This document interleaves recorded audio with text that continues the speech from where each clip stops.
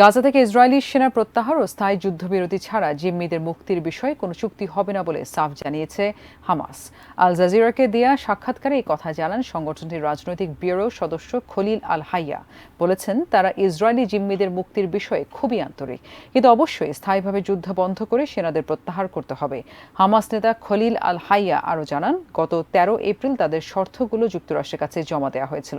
এর উত্তর পেয়েছেন তারা। বিষয়টি পর্যালোচনা করা হচ্ছে। এদিকে মিশরীয় প্রতিনিধি দলকে ইসরায়েলি কর্মকর্তারা জানিয়েছেন, রাফাতে হামলা চালানোর আগে হামাসকে শেষ সুযোগ দেবে তারা। আর এই সুযোগের মধ্যে তার সঙ্গে হামাসের জিম্মিদের মুক্তির বিষয়ে চুক্তি করতে হবে, নয়তো যে কোনো সময় রাফাতে তাদের সেনারা প্রবেশ করবে। গাজায় হামলা অব্যাহত রেখেছে ইসরায়েলি বাহিনী। তাদের হামলায় গত 24 ঘন্টায় 15 ফিলিস্তিনি নিহত হয়েছেন।